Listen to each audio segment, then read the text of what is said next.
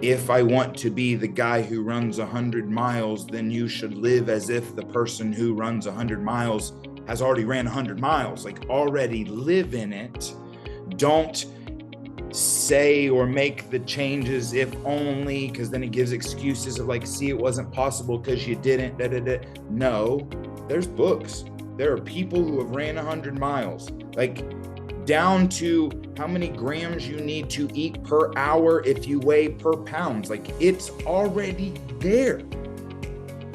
Hello and welcome. Kate Champion here, and that's the voice of Kenneth Whitacre. It's been almost a year since Kenneth was on the show. If you didn't catch that conversation, jump back and listen to episode 32.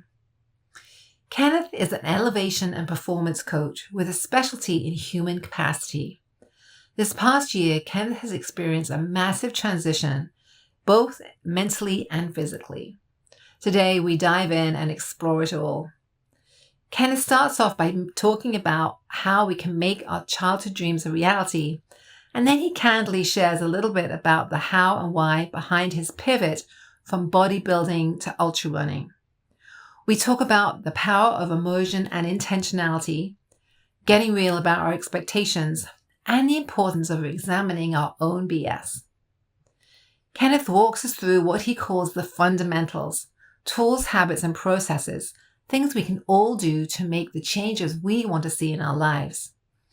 And then we talk about the emotional impact of achieving our goals and dreams and the impact it creates on the people around us. He shares his bucket hat story, which is so cool. And then Kenneth wraps it all up by offering listeners some surprising tips, strategies, and sage advice. You know, as I re-listened to this honest, heartfelt conversation, I realized that I am also looking at the next mountain peaks. This conversation sparked reflection, caused me to reconsider some of my habits, and get more intentional with myself. And I'd love to hear about how this conversation lands for you. You know, that is exactly what the show is all about, helping you create a longer, stronger, more intentional life. So as you listen today, please subscribe, leave a review, and share this episode with a friend. And remember, you can find this episode with video on YouTube. YouTube is a great place to leave your questions, comments, and suggestions for future topics and guests. And exciting news, this month we are launching our first free, fast, virtual mindfulness event. So check out the show notes for links and other helpful resources. Whether you're listening for the first time or regular, please know I appreciate you, I support you, and I thank you so much for listening today. Okay, my friends, here's Kenneth.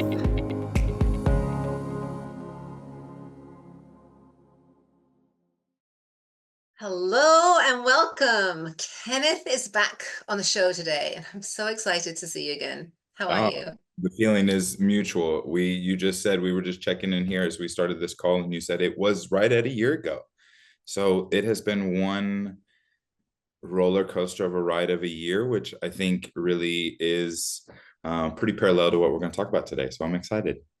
Yeah. You look great. You look different. You look different to the Kenneth a year ago, and I'm just really ready to dive in. So if you haven't listened to the first round, go back to episode 32. Kenneth and I talked really deeply about kind of living intentionally and living kind of purposefully. And Kenneth has had some pretty big pivots since the last time we talked, again, about a year ago.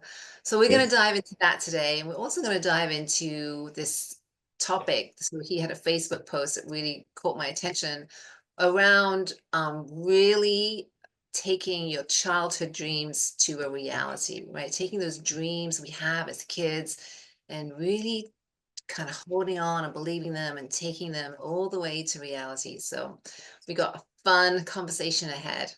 I'm excited. All right, so let's talk just a little bit about you, people that haven't listened to episode 32, a little bit about you, your background, what you do, and yeah. Yep. Pretty high level athlete in multiple sports. And so sports has been a huge background for me. And then kind of the full lifestyle. I'm a health and professional performance coach now. And so from diet to sleep and everything in between, I had to start mastering that as a young dude. So as a teenager, I started dieting and I started waking up to an alarm and I started setting goals. So athlete at scale most of my life. Football, track, cheerleading, bodybuilding. I spent a good amount of time bodybuilding. I just got done running. We'll talk about what I just got done running. And then now I'm also, I do high rock. So I'm a hybrid athlete. So a lot of my background ends up being human performance. And then the coaching side of things is I've spent the last well over a decade studying what that actually means. What can we actually start changing or implementing, or what tools, habits, and processes can we find that work best for us for our, I call, human capacity to increase. So that's what I do now, is I interact with people to help them be able to get from point A to point B in the most efficient way possible. Yeah. Yeah.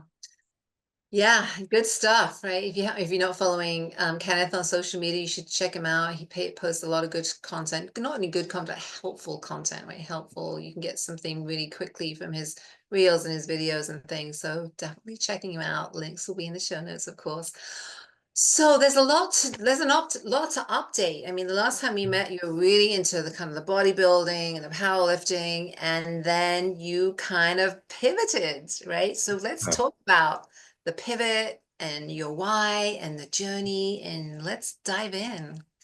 Last time, if you actually go back and look at episode 32, I had dreads down to about my waistline. So there was a whole new, I think, visual experience to me also a year ago. With that cutting of dreads, for how long I had them, I don't think you can do that without some version of a transition in life. You just mentioned being a part of bodybuilding. So I had been doing bodybuilding for about a decade.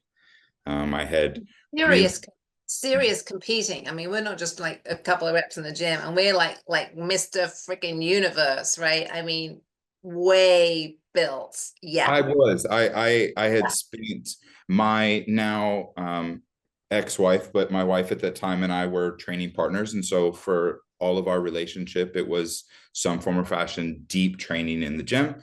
And I had been about 6 years straight of just show to off season, show to off season. So I was in a career of bodybuilding. I was making money. I was posing. Yes, you are right. I was that level of bodybuilding. And then when the transition in my life did happen in the divorce, there was almost this new feeling of I had to pull myself to the gym that I had not had to do prior years. I had found myself almost yearning for the gym, and it had become where I had to start motivating myself again. I had to start really mentally playing chess to like get in the gym, and I had for so long not had to do that. My relationship with the gym was very, I mean, I was happy I trained. I was sad I trained. I was stressed I was training. I was in the gym for a good long while. And then when the transition happened, I started running, and I found that same level of relationship with running. And so I had been doing physical stuff for so long in my life. Like when I feel that feeling, I don't ask questions. I kind of just follow. And so I started running, and a little over a year ago, last Thanksgiving, I ran my first half marathon, so 13.1 miles. And then we are now, Wednesday was a week post 100-mile, 50-hour marathon, ultra marathon. So in a year, I went from a half marathon to 100 miles. Not by any means saying that's a standard that needs to be met, but I think that's the goal was to see what humans are capable of. What can we do in a calendar year? And so this year was really one of those times where maybe I changed the perspective for myself of what's possible in a year. Yeah. Like that's, I mean, let's just take a breath there for a moment, right? That's a massive shift again from really a deeply into bodybuilding to running, right? That's a very different energy. It's a very different lifestyle. It's a very different body type. So I don't know. Let's learn. What did you learn? What were some of your joys, some of your challenges? So let's take a deep dive into that. I came off stage. My last time on stage was like 240-ish pounds or so.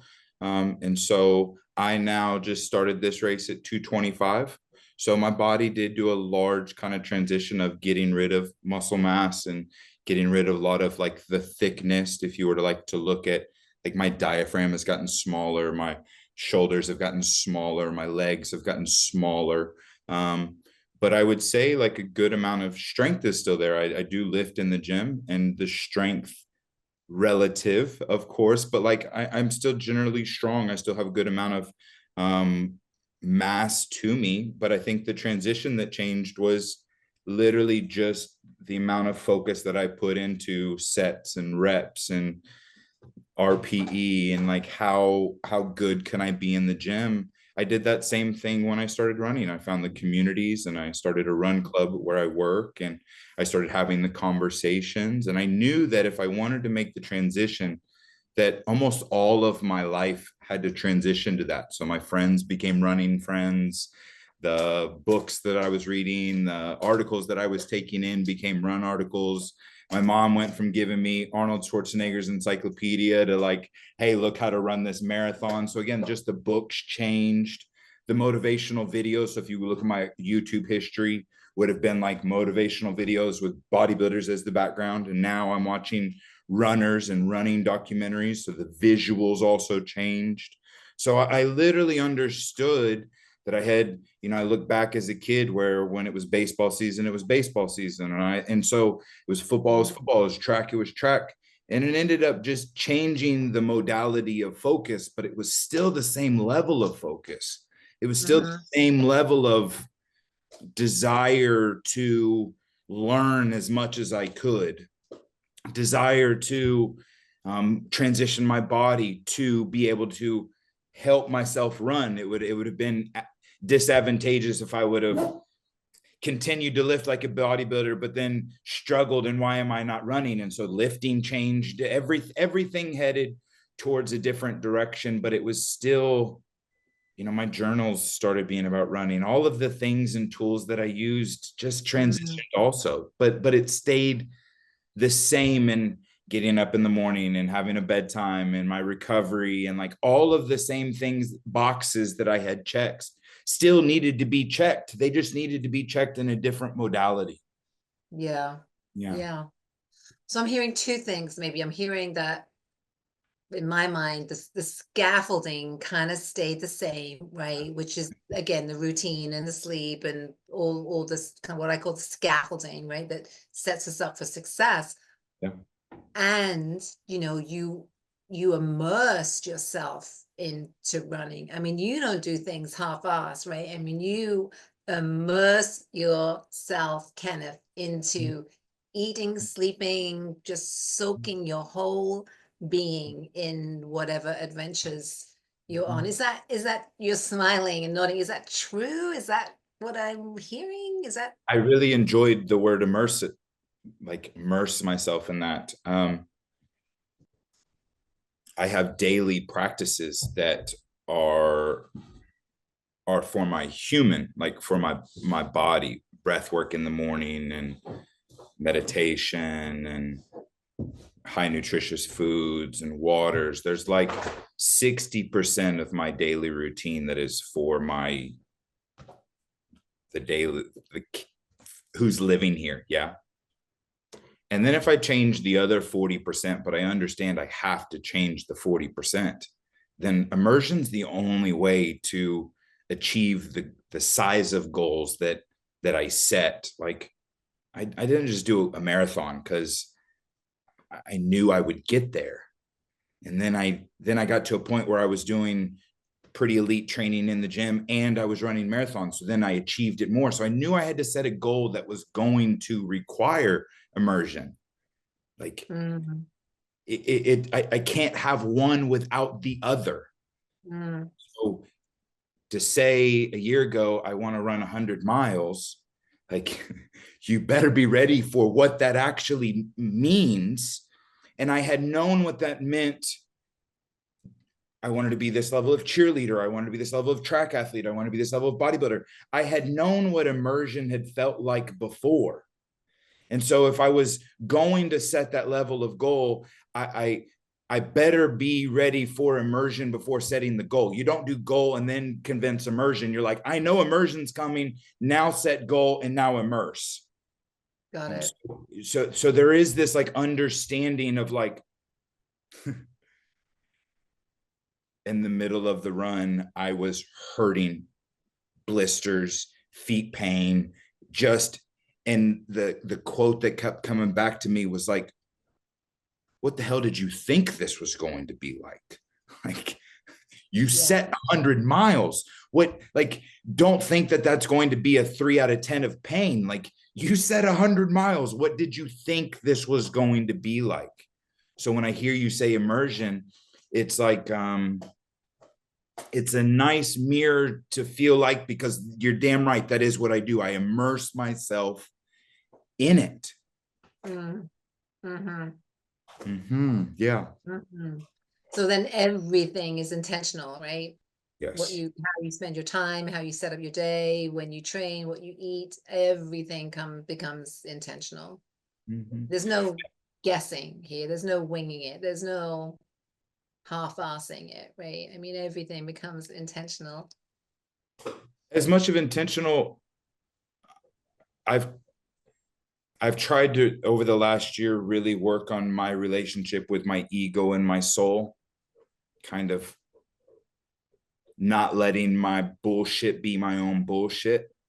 And so I have a coach that I work with out of Austin. And if you've seen the movie Venom, there's this part where Venom always talks to him like he's looking at him. And I believe that, like, when you get to a point where you're aware enough of like your own personal journey, self-aware enough, then like my soul is always looking at me. And so like I can't bullshit myself with like, you're tired, or you don't want to, or this, or like, you actually didn't do the training, so when the goal happens and you fail, you better not bullshit yourself to like, you were the cause of this. And on the other end, like, do the immersion and then don't be surprised when the goal happens. So like, then when the 100 miles hit and I succeeded and I fell over and I was just like absolutely weeping, it was weeping of like, don't be surprised in this. You did immerse yourself. Like, sit in this moment that like, you were capable, you did do the work, you did do the immersion, you did do it. Because I do want to think like, when we interact with people and we are like our own worst enemy, it's like we never believe we're there, or we're never going to get there, or never is possible. But like, sooner or later, no, like, do the work and then believe that once doing the work that you'll then be able to achieve the thing. It's like, stop being in front of yourself that like, no, I do believe if you implement the tools, habits, and processes long enough with enough intention, the goal is possible. Like, I want you to actually believe that it's not smoke and mirrors. It's actually real, that if you do the shit will show up in your life. So I'm going to pause there for a minute. So you said something that really caught my attention. So you said, if you do the tools, habits, and there was a third thing. What was the third thing? Processing. Okay. If you do the tools, the habits, and the processes, you really can't fail, right? That's kind of like this guarantee to achieve that goal, whatever it is. I'm imagining it could be bodybuilding, it could be running, it could be whatever, right? So is that what I heard? Tools, habits, and processes. Those are kind of fundamentals. Those three things, I think, is really where if we take our judgment out, we just look at ourselves of whatever failure or things are being a problem, or what's the issues, then you can go, there's a tool, there's a habit, or there's a process that we can implement, learn, or adopt into our life, and it will make the change that we need to make to be able to get the adjustment. Like, if you recognize you're not where you need to be, look at something, adopt something, and then make another move. And if we constantly do that, Kobe says all the time, like, failure is not a real thing. Like, if you just never stop the process, failing's never a possibility. Yeah. And I think, I mean, we can talk maybe another conversation, but I mean, failure is just a story, right? I mean, it's just a story. I mean, there isn't failure. There's only learning. There's only discovery. There's only, yeah, for sure. For sure. Yeah. Yeah. Yeah. Yeah. So I do want to just kind of maybe switch gears. Yeah. So you've done your pivot, right? You've Yep. gone from, kind of half marathon to 100 miles. I can't imagine kind of crossing that finish line. There is a massive emotional component to that, right? I mean, there's pretty a massive. Can you talk a little bit more about that, the emotional piece? I speak really highly of the marriage I had. We were a really cool partnership. It was so awesomely amazing. And when you're in a marriage like that, over time, you start to kind of um, you become one. That's the goal. And so the drive, the motivation, the thing to achieve in life is connected to someone else. And then when that ends, that whole journey has to become yours. The weight, the projection, the why, the reason, all of it becomes mine. And so then I do look back over the last 2 years after the divorce happened and look at like how far I had really, how tough it was.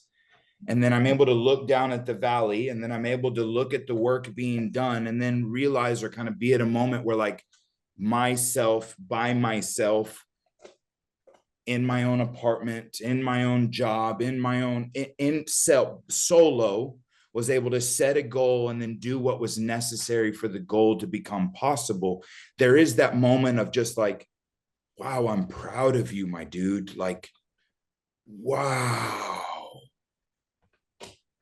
Mm, Like if I would have looked at someone else who achieved 100 miles, I would have been like, man, wow. Stop. That was you, dude. Like that was you. Like you deserve that level of also like, holy shit, I didn't think that we were going to end up here. Like, yeah, yes. yeah.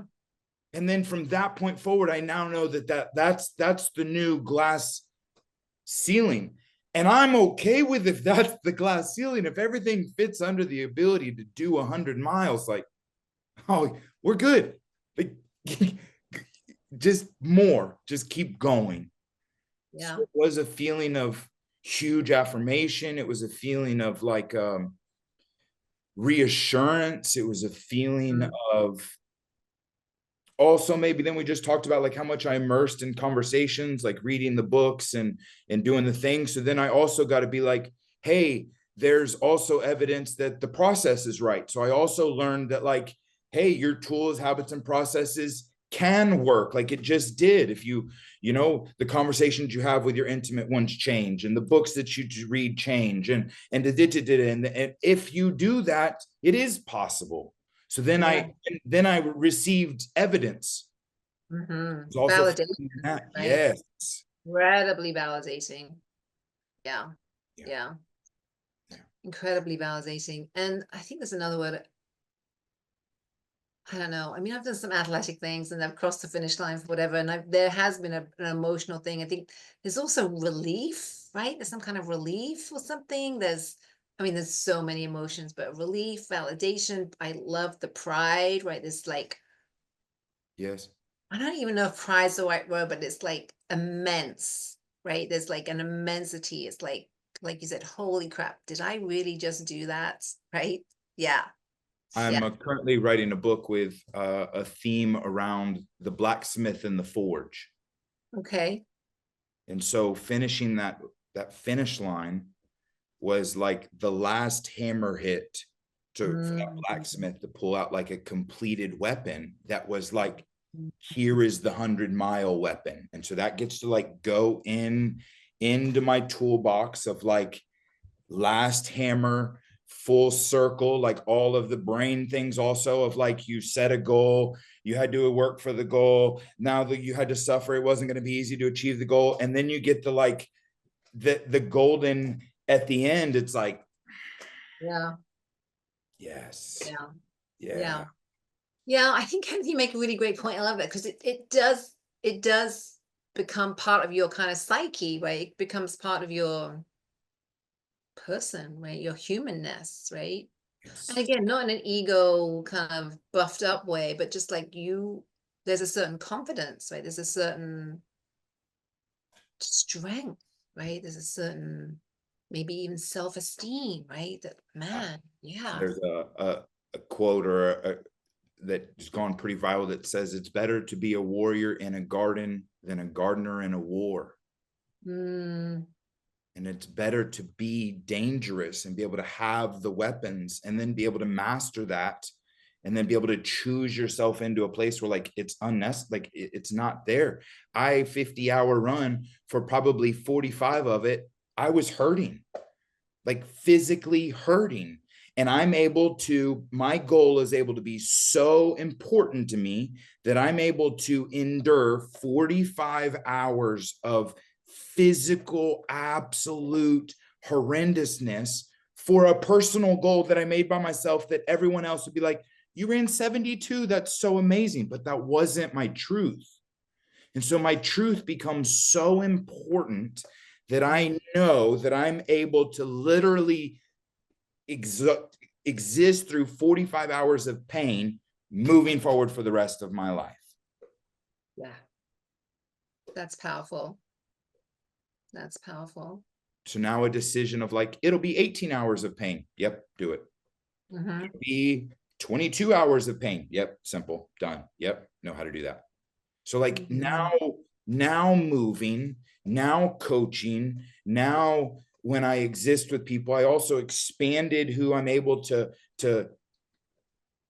connect with, like the level of someone, hey, he might not be about to get into the NBA finals, but the dude's at least done this. So like I at least can share this with him. And so like we know now all of a sudden the value I can offer to more people has also grown just by one goal. Right, right. Because you've leveled up, you've had this experience. You can bring others up along, right? Yes. Kind of all boats rise in your communities. Yeah, Yeah. 100%. Yes. Which is what it's all about, right? Isn't it? Yes. All about that. Yeah. Yes. Yeah. I think that's how, shout out to my brother-in-law. My brother-in-law was there with me in beginning of November when I did an almost 50 mile, and he ran with me and we had some moments, and then he watched me do the 100 mile as we had conversations. And then he texted me right after and he said, hey, I'm now inspired to move this way because I watched you be able to go through what you went through. Now he's now moving in a way simply because he witnessed something that someone who he was intimate with went through, did experience. He did it with me. He carried it, that now caused him to, now my sister grows in that. Now my niece is growing that. Like when we start talking about like the trickling shit, like this is how we really start making differences. It's like, it has nothing to do with him going to run 100 miles. But if for God reason that I'm running 100 miles and now he gets up motivated or with energy for a decade, now his daughters get a different dad. My sister gets a different husband. Like it just, yeah. It's really the gift that keeps kind of on giving, isn't it? And I love that point, right? It doesn't have to be 100 miles. It could be a mile. It could be a walk around the block, right? If you've never got off the couch, it could be a 5K, right? But finding your people, finding your community, kind of being inspired by others. Yeah. Yeah. Yeah. Pretty cool. So I want to, again, I want to talk about, you made a post the other day on Facebook and you talked about taking the childhood dream into reality. So making dreams a reality and realizing childhood dreams. So tell me about that, and how are these two things connected, if they're connected? Tell me. Yeah. So the post you're referring to is I had seen what was like a strongman traveling evangelistic group that would go to churches and partner with churches. And then they would do school assemblies. When they were partnered in the little city, they were partnered with the churches, and it was called the Power Team. And I saw them 9, 10, maybe 11. I was young, and I got a bucket hat and it was signed and everything. And then mid-20s, I had just finished kind of finalizing a stint in my life of sobriety. I was just coming off of an addiction, and I had stacked up some good years, and jumping into the church was an area that I had found strength in my mid-20s. And a relationship had got me to the point where I had the opportunity to travel with a power team in my mid-20s. And full circle in the moment, I see my dad, and he shows up with the bucket hat. He hands me the bucket hat that I got as a kid with all of his signatures in my mid-20s. And so I spent a good amount of time traveling with them and doing school assemblies. And I was able to, like, oh my gosh, a vivid memory of, like, I remember telling my parents when I saw them, I wanted to be a power team, that I did, and didn't even know what that meant, didn't know how that was going to come to fruition. Maybe there's a large part of me, I speak of manifestation. Little Kenny manifested the ability to be open to the relationship that showed up in his mid-20s, that like was the opportunity that allowed me to then experience it as an adult. And then it kind of full circles again. I'm getting ready for one of my first pro shows I was still married, and we had just moved into a new home, and I was starting my business, and I was struggling through prep pretty hard. And I was in like my 18th or 19th month of prep. And she starts going through boxes, and she pulls out this damn bucket hat that has the signatures on it again. And that entire rest of the prep, every time I did cardio, I'd put the bucket hat on. And that was enough of like the ability to, like, you know, it's the gladiator who puts the helmet on, or, it's the thing to be able to get you to go to that place again. Divorce has happened. I moved, get in a box, and I'm unpacking some shit as I'm like navigating myself. Here's the apartment, and what the hell shows up? The damn bucket hat again. And I think it's so beautiful when the goal started as a little dude to be on the power team, started with a bucket hat, but then so many different versions of myself are able to just see the bucket hat, and that bucket hat is able to produce this emotional drive in me that's able to be able to get the goal that's actually in my life in that present moment. And so, like, I think initially what we're talking about is like, yeah, set a dream and then like never stop until you achieve it. Doesn't matter what you got to experience, doesn't matter any of those things. But I'm also talking about, like, I think we set goals to start producing emotional things, whys that are going to help us in the future. And that's really what we're doing is like, I'll probably give that bucket hat to my future kid one day, and that'll get passed on, and those stories will get passed on, and she'll tell their story of my dad did this. And so all of a sudden, like, a goal that happened as a little dude, because I was willing to dream it, I was willing to go through whatever it took to be able to make the goal. Like, I think that's where like consistency or commitment comes in, is like doing it even when the emotion that you said it and the situation that you said it disappears, you're still doing it. Like, that's really the power that I'm talking about, of like, set SMART goals and then do it into daily actions and then stack 30 days up and then make adjustments. Like, yes, there's processes, but I'm really talking about is like looking enough into the future, finding the North Star, finding the thing that causes you to do the thing forward, that causes you to have to be the greatest version of yourself, whether that's diet or sleep or stress or like whatever the hell it is, the thing that calls you to be a better version, do that shit. Find that. And then the goal, Jordan Peterson talks about, once you get to the mountain, you then need to look for a farther, higher mountain ahead of you again. And so it's the rinse and repeat of, once you get the mountain, do it again, and then do it again, and then do it again. You think we overestimate what we can do in a year and underestimate what we can do in 10? Yeah, that's right. That's right.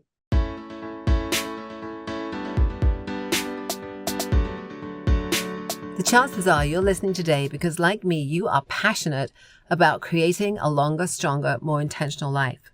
Did you know there's a great way to take one more step towards that goal? By signing up for Living Big Mindfully's community news. Why sign up? Well, you'll get the convenience of receiving new podcast episodes delivered straight into your inbox. You'll be the first to hear about offers, retreats, and community events. For example, have you heard or attended our free virtual monthly mindfulness event?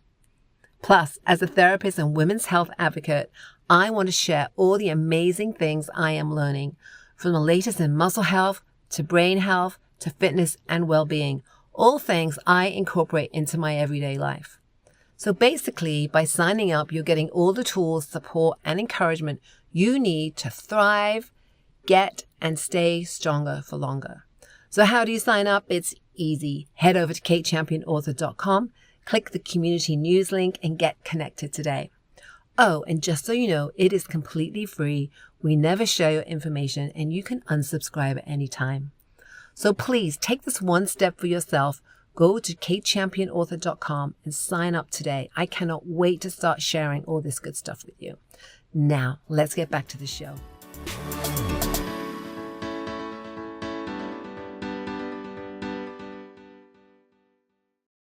So you also, within that, you talked about the power of faith, belief, and persistence. So tell me a little bit about that. How does that play into, again, really realizing your dreams? I think faith has a definition, and it is also an action. So faith is believing something without maybe having any evidence.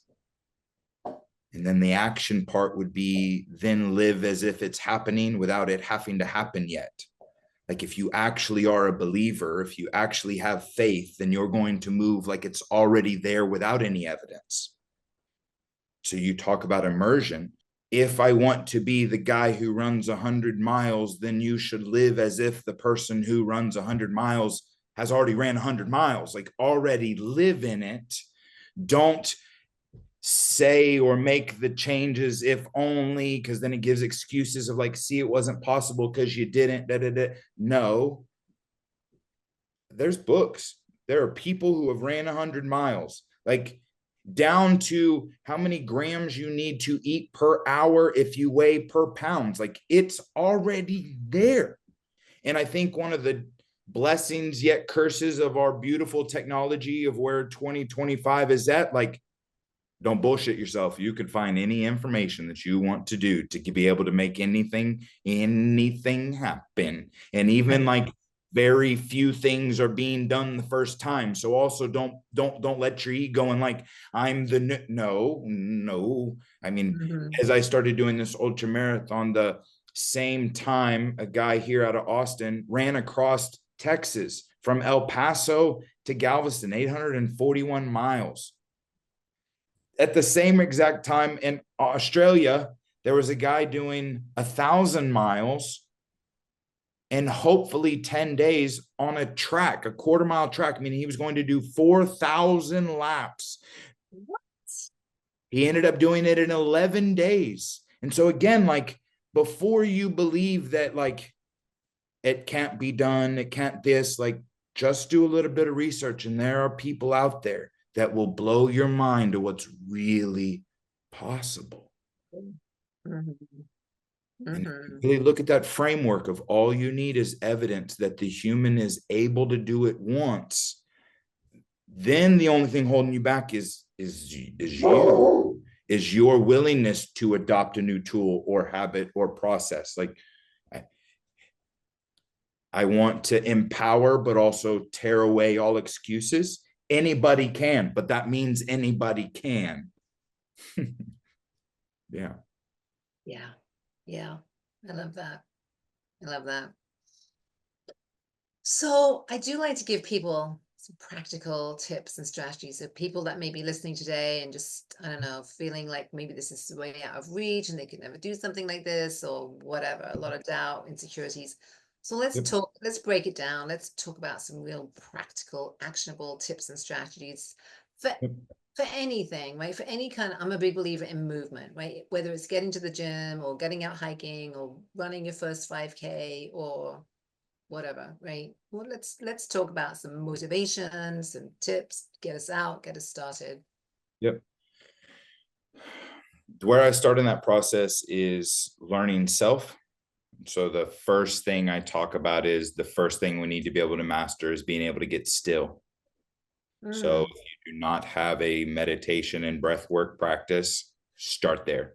If Seriously, yeah, seriously, so I'm kind of like blown away with that. For me, it would be okay. You got to start with your sleep and your hydration and your food. But you're saying start with stillness. I don't know that I've heard that before, Kenneth. Tell me more.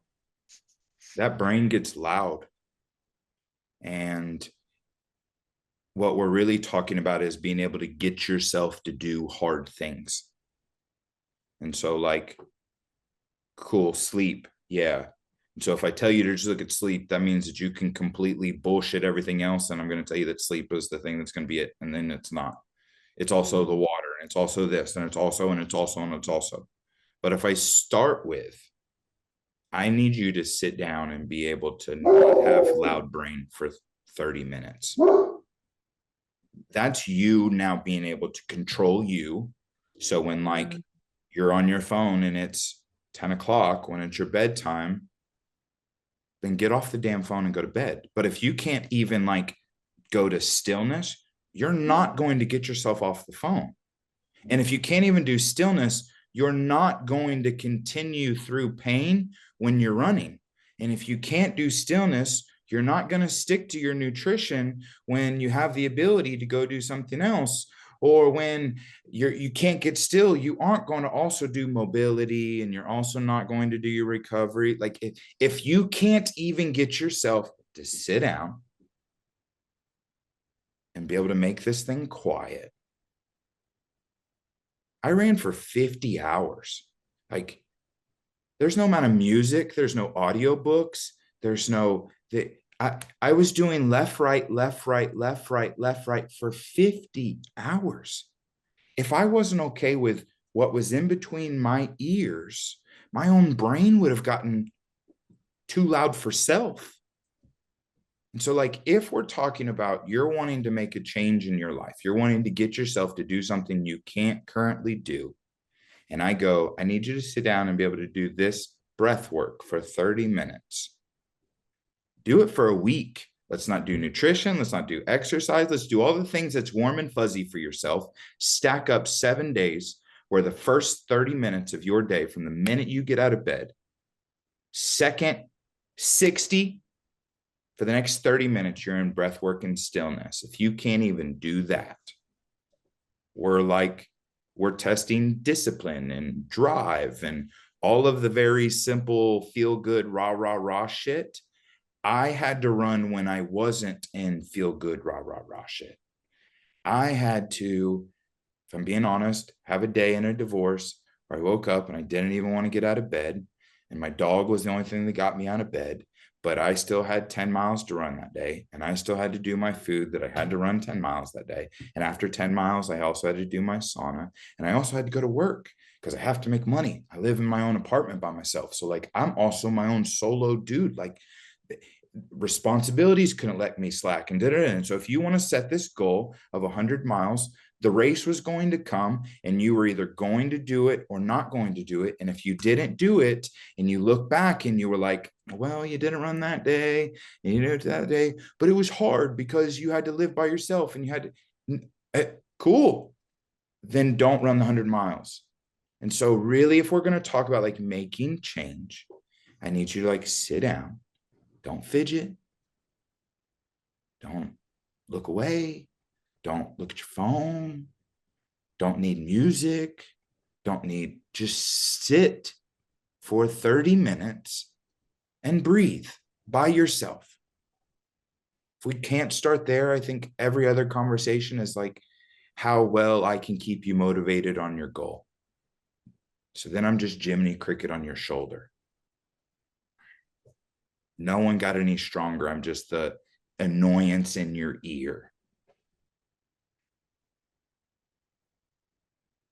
That's powerful. I'm feeling it.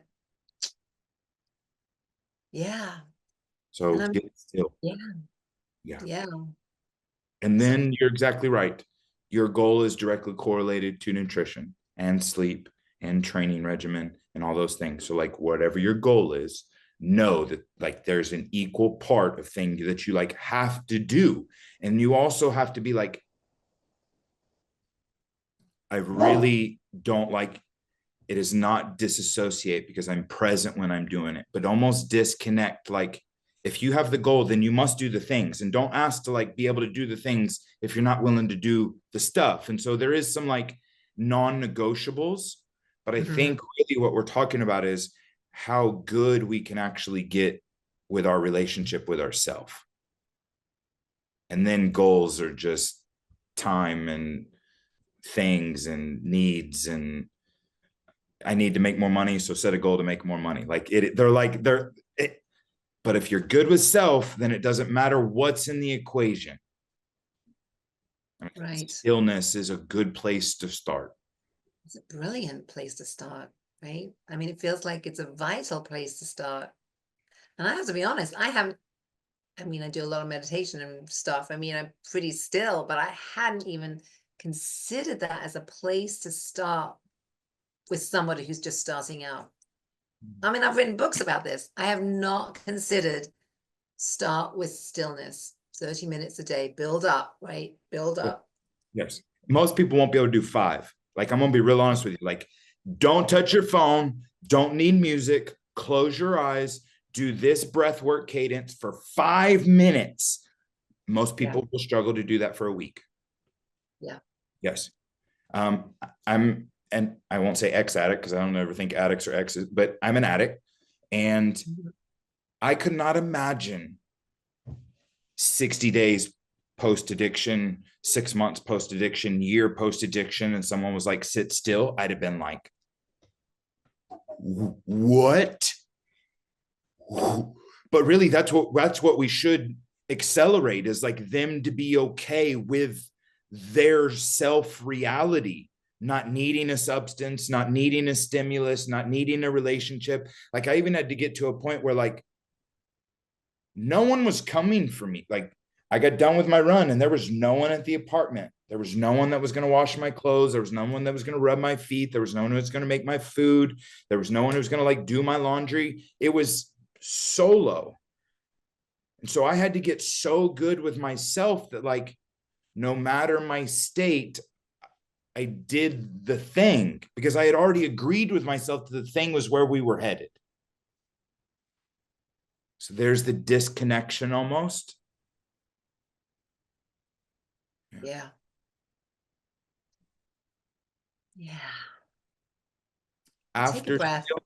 Yeah. Take a breath for a moment. That's really so powerful. So I do want to just take a breath and what's coming up? What are you noticing? I'm curious about what's just coming up for you. She shared that with me.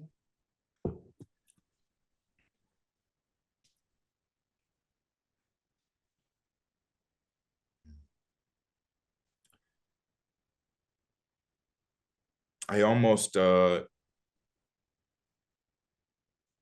when I talk, I also am like checking my thoughts at the same time. Like, am I speaking in alignment with myself? Like, are the words coming out of my mouth really how I live and how I this? And as I'm saying this to you, I'm then also like thinking back at the same time about what happened 4 months ago when I was running 18, 19, 22, 24, 26 miles a day, stacking up 70 miles a week. Like, what was it like? And then I was going, that was exactly how that was like.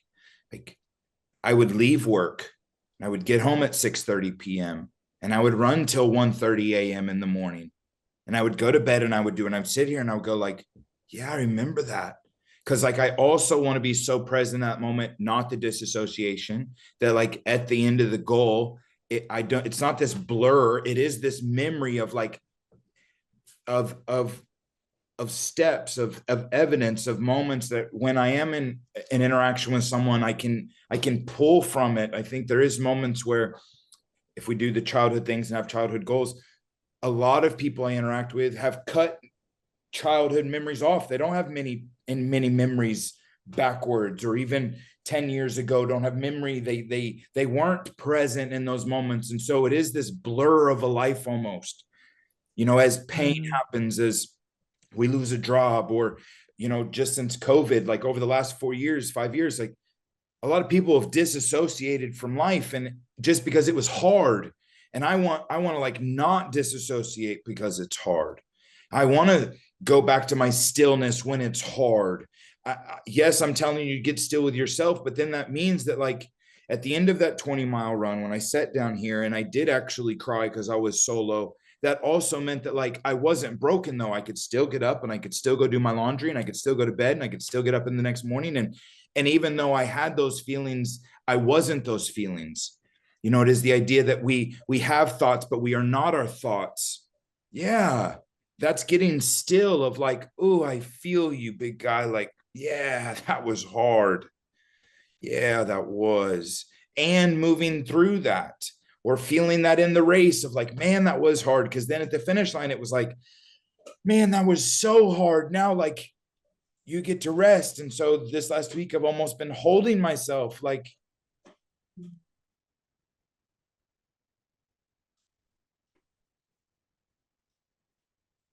David Goggins talks about, after his first 100-mile, he was in the bathtub and was coming down on him, and he was actually peeing blood. And his ex-wife at that time was a nurse, and was like, hey, we need to get to the hospital. This is bad. And he said, no, like, I want to sit with my pain. Like, I don't want to run. I chose this. So like at the end of 100 miles, when I was hurting, I like just sat in it. Like, register this. Let this be real evidence for yourself that, like, all of the things that came up through the divorce, and all of the things that came up through tough childhood, and all of the things that came up through addiction, and why you used to use the substance, and why you did, like, sit in all of that. And then, like, this moment, like, see really what self is capable of. Yeah. It's beautiful.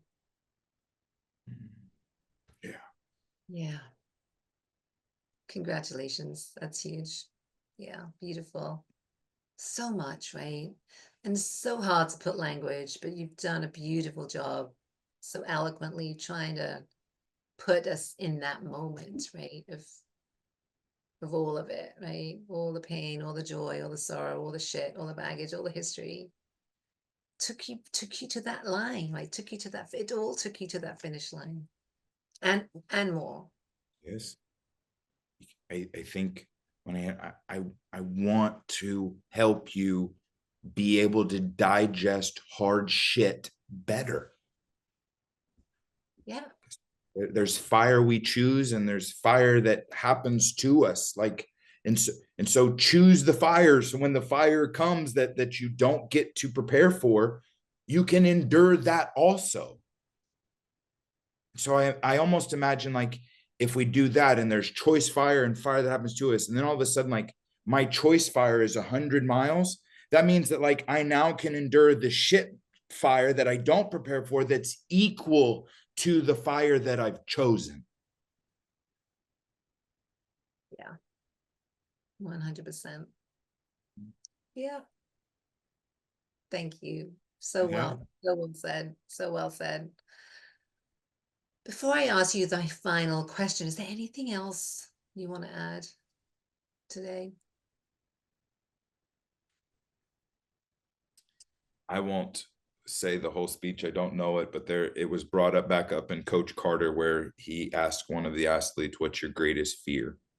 One of the famous speeches is, our greatest fear is not that we are inadequate. Our greatest fear is that we are powerful beyond measure. And I think there is some, like, known, when I talk with people now after the 100-mile, that they were like, I couldn't do it. That sounds so, because you've now seen someone do it. You've now seen it. So, like, if you were to set that big of a goal, and you were to believe that you were that great, that then means that, like, you're going or willing to endure all of this stuff. And that's scary. And I really do now get a different one where like, it's easy to set the small goal and go after it and achieve it, and boom, that it doesn't require much of us. But the stuff that requires a lot, that shit's scary. Right. There was a time 2 years ago, I was still married. 2 years ago, answering this question, I was on a podcast and I was saying what I was capable of because of my marriage, and how I couldn't imagine being able to do things without that relationship. And now I can sit here in a podcast and go, no, Kenneth, look what is possible by self. Yeah. And so that perspective change of, again, just 2 years, like, wow. So the next time that you're that low and you go like, it's never going to change. In 2 years, it can completely change. Completely. And it did take my choice, my action, my work, so again, I'm not selling that like any 2 years. No, you sit in 2 years, 2 years goes by very fast in a victim mentality.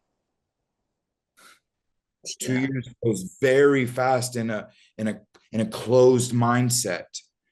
Like, but 2 years is also when you like do the opposite of what's capable. Yeah.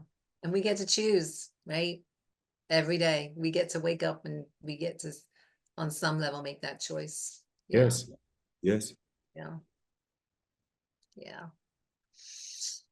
So, final question, right? If you were to give somebody some sage advice about living longer, stronger, and more intentionally, again, what would that be? One piece of advice. That one, I am going to say sleep. Okay. Yeah, that one, I think it is the elixir of life.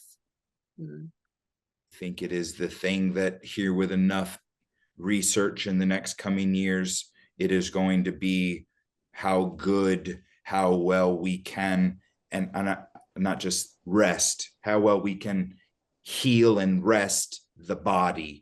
That is the secret to actually, I think, everything. Studying, we would have better memory if we slept. We would have better gut health if we slept. We would have better blood sugar health if we slept. We would have better relationships with stress if we slept.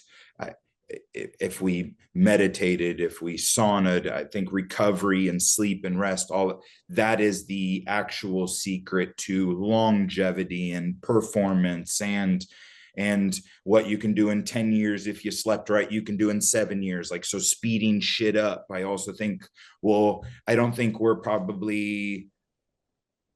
it'll take 100 years before we see a 150-year-old or 170-year-old. I think we're really in a place in our medicine that all of a sudden anti-aging things is connected to sleep and rest and those types of things. So if there was a thing that like you are struggling in life and you want to like see a big difference, I will tell you, if you spend a year studying your rest and your sleep, your whole existence will be different. Your money will increase, your relationships will get better, your skin will look better, your whole aging, everything will get better if you rest it better. Yeah. There is a advice, it's sleep. Yes. Yeah. Good quality restorative sleep, 100%. And I'm even all the stuff about my pyramid. As the top of my pyramid is good. Dark room and cold. There are sleeping good. There are things that you should, like, you can study sleeping. So like all of the things, and it talks about like even just as much as like a little light in a lamp is too much. Like, it talks about dark, and it talks about cold, and it talks about your sheet count, and there is science about being a better sleeper. Yes. Yeah, 100%. What a great note to end on. I thank you. So where can people connect with you if they have more questions, they want to follow you, your journey? Where can they connect? I tag really heavily on Kenneth Capacity. So my Instagram is Kenneth_capacity. I really do work with people's capacity and what that looks like. I do have a YouTube channel, Kenneth Capacity. So I will be moving this onto my YouTube also. So again, like all of these of things that I can share, YouTube's there, Instagram's there, Facebook is Kenneth Whitacre, my last name. And that's the best way. I work with anybody and everybody, all ages, all groups, all goals.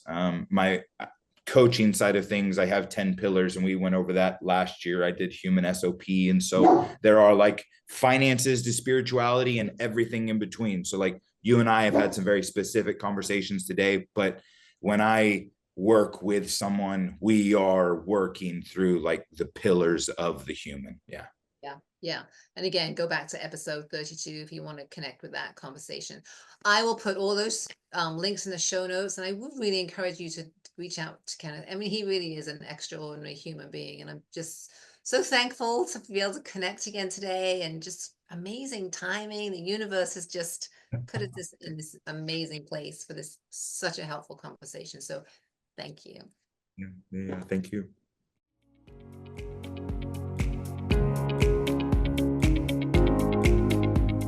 Thank you so much for listening today. I really appreciate you and your time. Remember that I do love to hear from listeners, so connect with me at katechampionauthor.com. Grab your free hiking guide, share your favorite episode with a friend, and subscribe to the show. Until next time.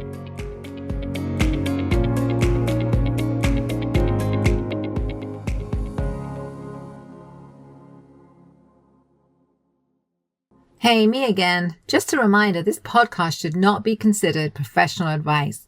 It's also not a substitute for mental, physical, or any other healthcare-related treatment.